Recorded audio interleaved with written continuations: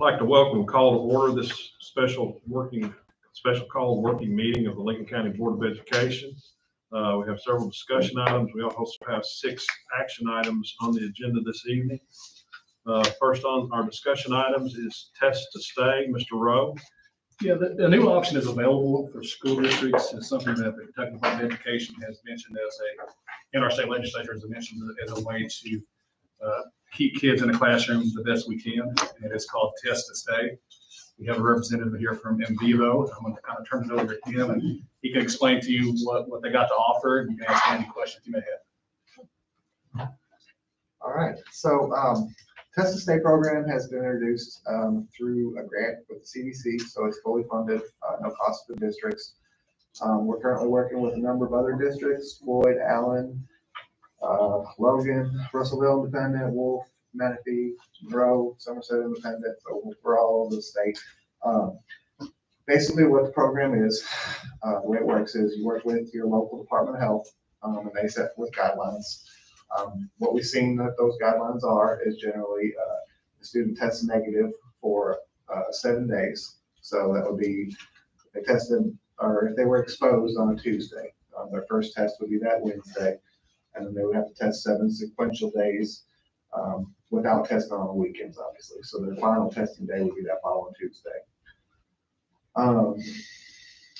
The way that you can keep the students in the class, as long as they're testing negative and they're wearing a mask and practicing social distancing, then they don't have to quarantine. They can still come to school.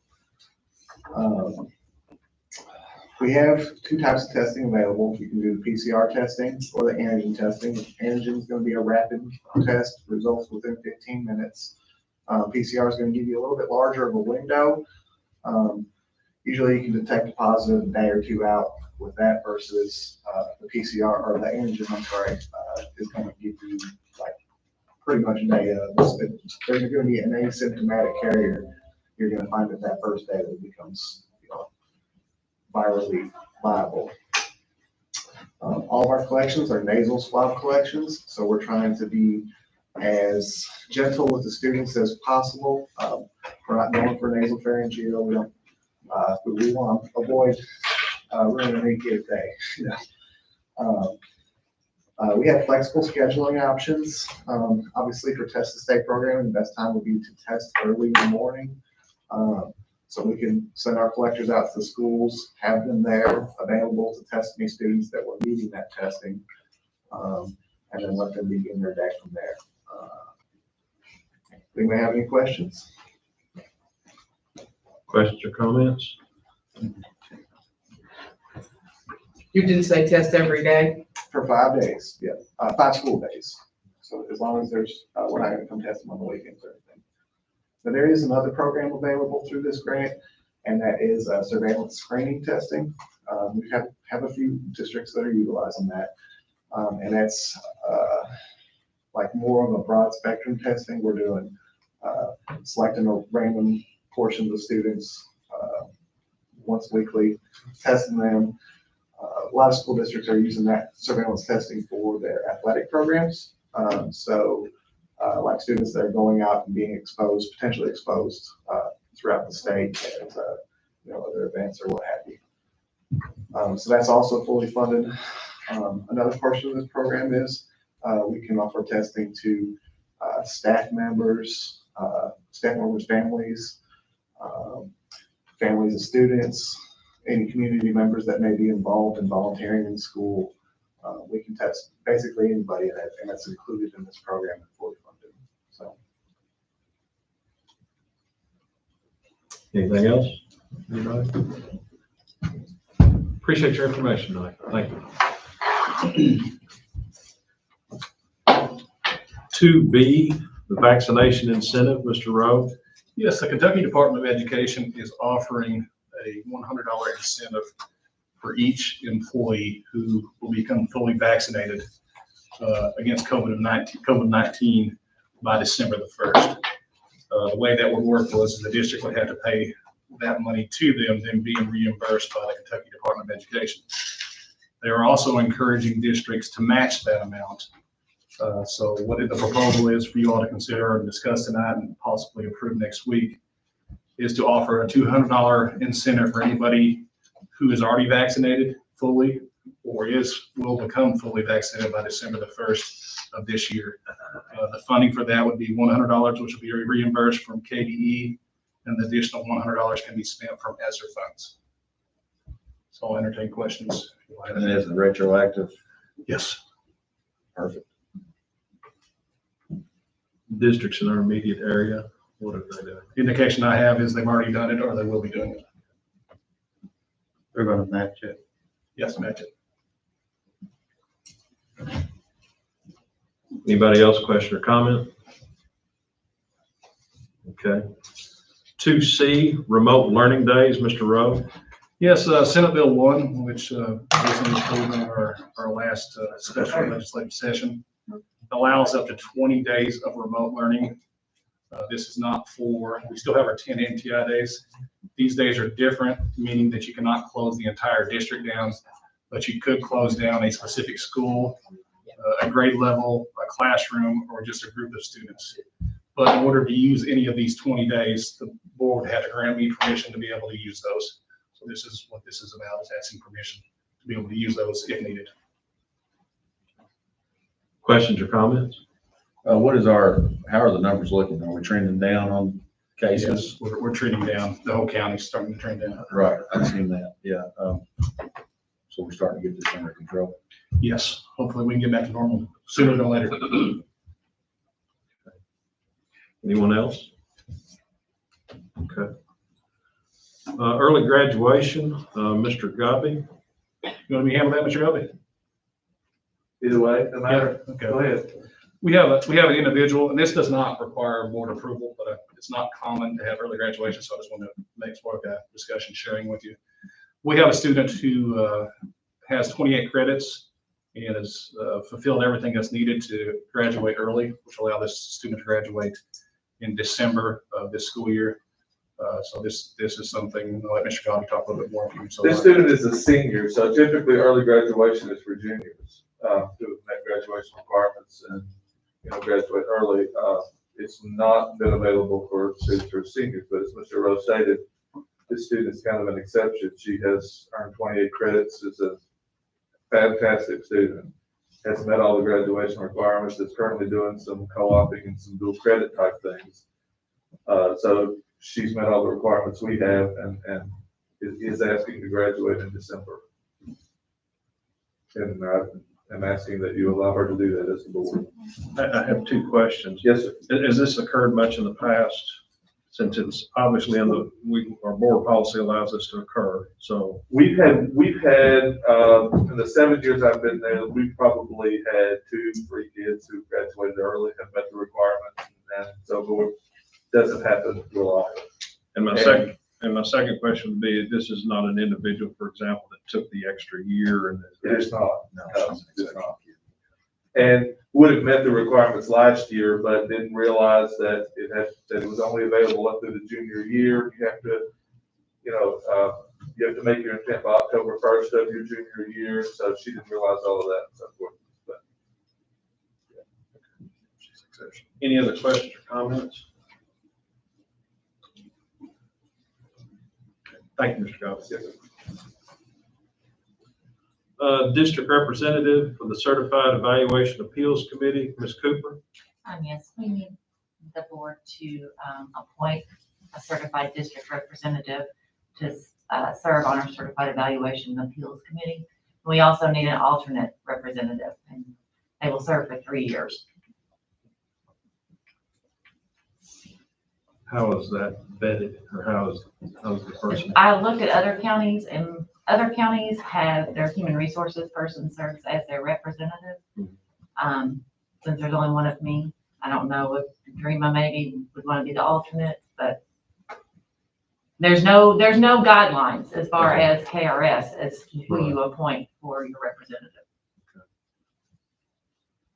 Are other representatives, for example, teacher representatives, are they elected, or how's that? Yes. work? But you guys have to appoint your district representative. Yes. Any other questions or comments? No, sir. Okay, thank you.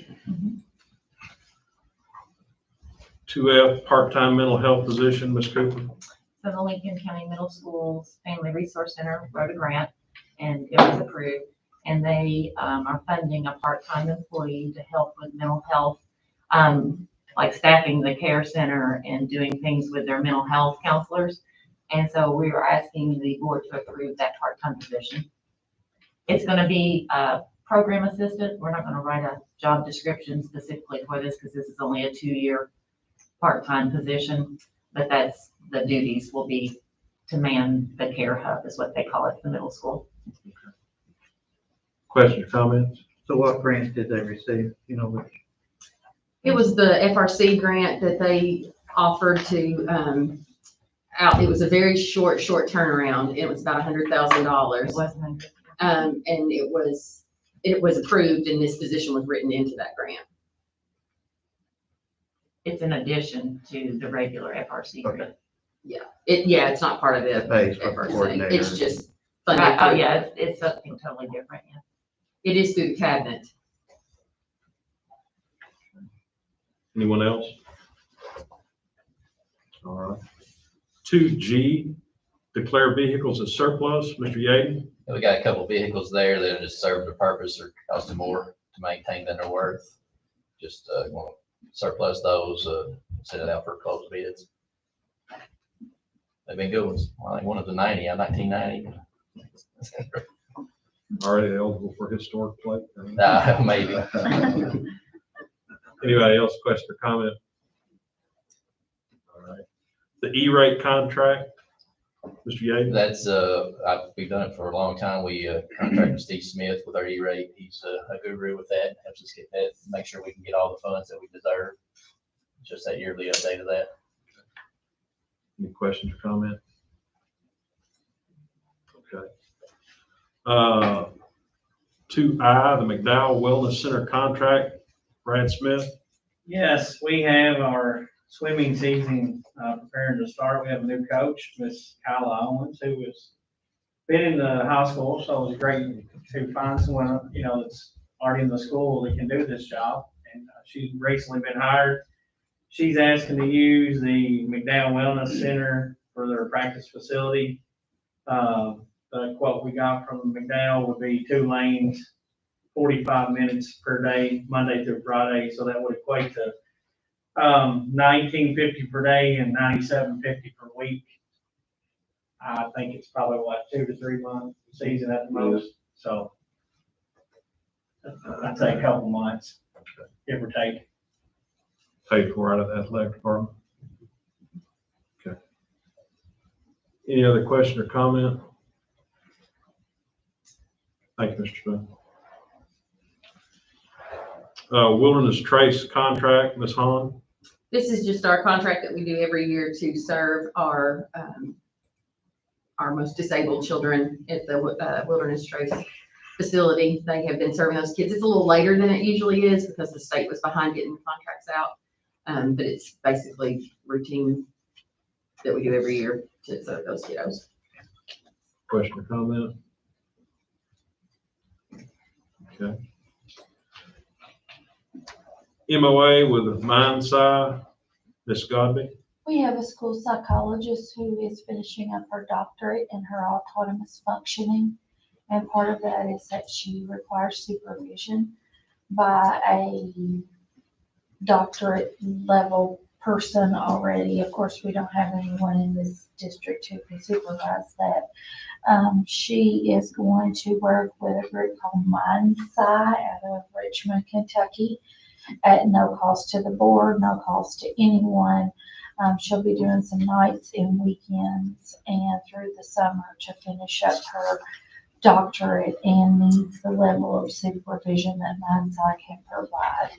The contract is, like I said, of no cost to us, but it does specify insurance, malpractice, all of those pieces to protect the board.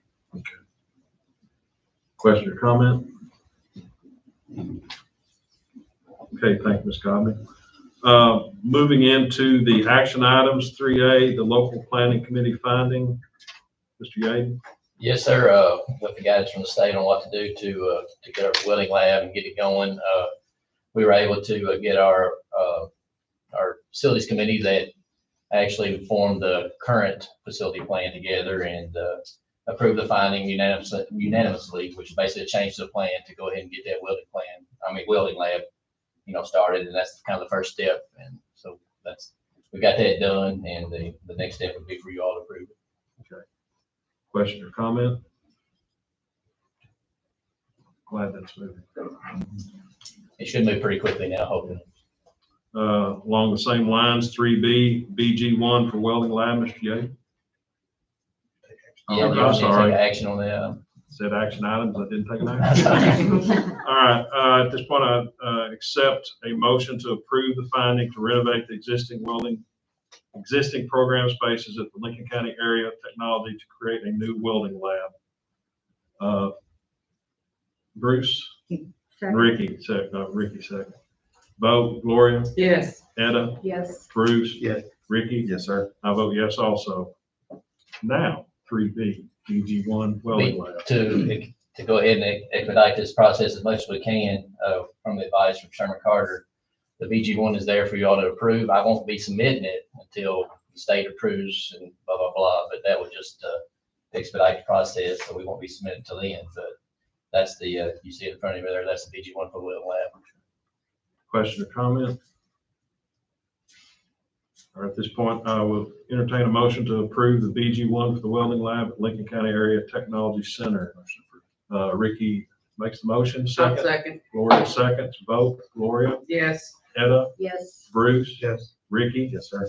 And I vote yes also. 3C, District Facility Plan. Mr. Yaden. The new facilities committee has met, I think, how many times we meet, Mr. Rowe? 4 times? I think 4 times. And you have the new facility plan in front of you there that will be in place for the next 4 years. I'll entertain any questions you got any on that. I also have our architect on that. architect too. He's on Microsoft Teams there. Justin's on there too. Question or comment? Are all the dates correct that are listed in the plan? The dates. Like, I think those are construction dates.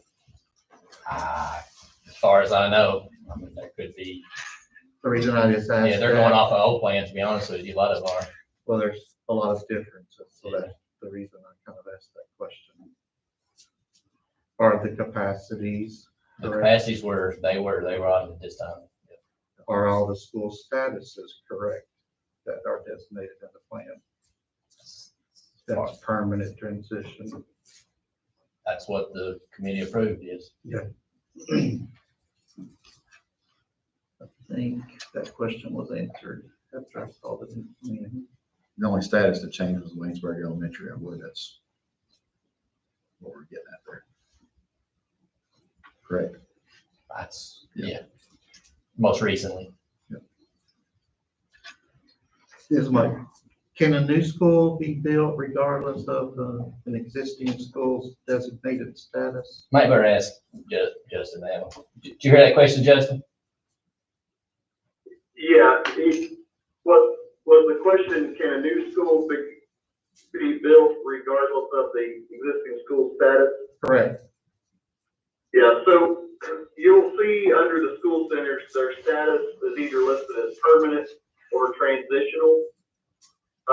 Transitional status basically would freeze funds and not allow you to spend additional funds on those facilities, but it wouldn't preclude you from building a new school, basically a replacement school or a growth school. So you That can build, answers the question. so you can build a new school, for example, even if it had a status of permanent? Yes, if it's a growth school, that would be considered a growth school. But basically, all it does is when you indicate a school as being transitional, it basically freezes the funds and KDE would not approve funds to be spent on that facility unless there was some type of emergency situation or something that needs to be addressed right away.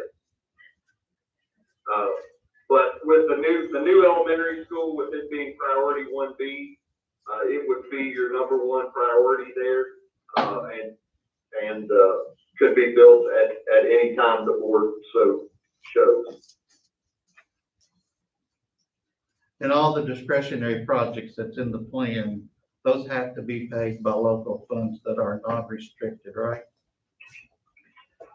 That's correct. Those will require some other type of fund source. Typically to be listed as a major renovation, which you'll see like under items 1C and 2C, it requires 3 building systems, and those are typically just based on age and are required to be at least 30 years old, with the exception of roof systems and HVAC systems, and those two systems have to be at least 15 years old.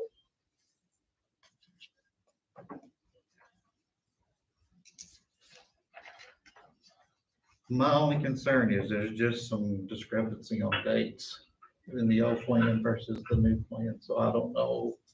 Because I think that plays into the reporting when that's done to the state in that system and giving its ranking. Wouldn't the new plan The new plan, trump the old? the new plan was, the old plan did have some mistakes on it. The new plan was Sherman Carter went through a lot of different things. You remember that. I really feel pretty confident with the new plan. As long as those things are correct. But there was some incorrect on the old plan. Yes, the plan's in place right now. Any other questions or comments? If none, I would entertain a motion to approve the 2021 district facility plan. Motion approved. I will second. Vote. Gloria, Yes. Etta, Yes. Bruce, Yes. Ricky. Yes, sir. I vote yes also. Thank you for all the work that was put in on that. Moving on, 3D, the K-Post facility request, Mr. Godby. Yes, I received a request from KPOS, which is actually the middle school cheerleading association. Anna Church, a former principal at Lincoln County High School, is on their board, and they're asking to use the gym for their regional meeting. It's not going to be a very large meeting. She said probably 10 teams and so forth to use the gym for their regional competition. And I'll entertain any questions you have about that. Any questions or comments? If there are none, I'll entertain a motion to approve the request to use the Lincoln County High School gym for the regional cheer competition. I make the motion. Etta makes the motion, second. I'll Gloria second. seconds. Vote. Gloria, Yes. Etta, Yes. Bruce. Yes. Ricky. Yes, sir. I vote yes also.